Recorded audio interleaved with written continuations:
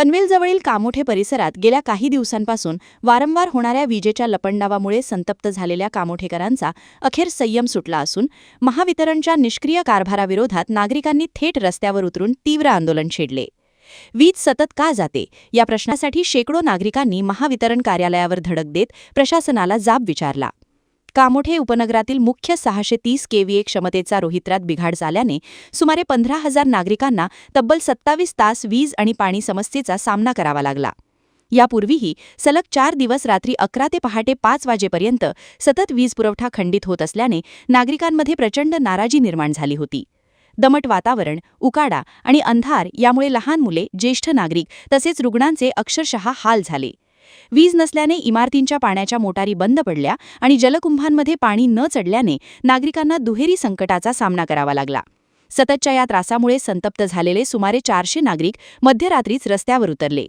काही युवकांनी भर रस्त्यात बाटल्या वाजवत प्रशासनाविरोधात घोषणाबाजी केली. वाढत्या गर्दीमुळे परिस्थिती तणावपूर्ण बनल्याने पोलिसांना घटनास्थळी दाखल व्हावे लागले. नागरिकांनी स्पष्ट शब्दात सांगितले की लाईट जाते, त्रास होतो म्हणून आम्ही गप्प बसलो नाही. महावितरण कार्यालयात जाऊन प्रश्न मांडला, उत्तरांची अपेक्षा आहे. मात्र आंदोलन करूनही अद्याप ठोस उपाययोजना दिसत नाही.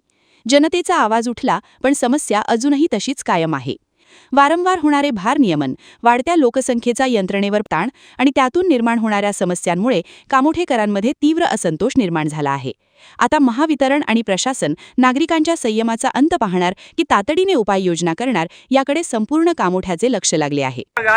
संपूर्ण कामोठेकर रहिवाशांनी या चौकामध्ये उतरून व्यक्त केलेला आहे. संबंधित अधिकारी या ठिकाणी आले होते एमएससीबी डिपार्टमेंटचे, परंतु या ठिकाणी उपस्थित सर्व रहिवाशांच्या प्रश्नांचा भडीमार झाल्यामुळे त्यांची पळसाभुई थोडी झालेली आहे. त्यांनी इथून पाय काढलेला आहे. त्याच्यामुळे आम्ही आज ठरवले आपले कामोठे शहराचे एपीआय आता सन्माननीय पाटील साहेबांच्या उपस्थितीमध्ये आपण त्यांच्याशी बोलणं केलं. पाटील साहेबांनी सांगितलं की उद्या तुम्ही 11 वाजता या, मी तुमच्यासोबत येतो आणि भिंगारी या ठिकाणी जाऊन तिथल्या एमएससीची संबंधित जबाबदार अधिकारी आहेत त्यांच्याशी भेट घेऊन त्याच्याकडून आपण लिहून घेऊ की हा कामोठेकरांचा वारंवार खंडित होणारा वीज पुरवठा कधी सुरळीत होणार आहे हे आपण लिहून घेणार आहोत. त्याच्यामुळे मी संबंधित सर्व रहिवाशांना सांगेन, हा राग जो आहे हा राग तसाच ठेवा.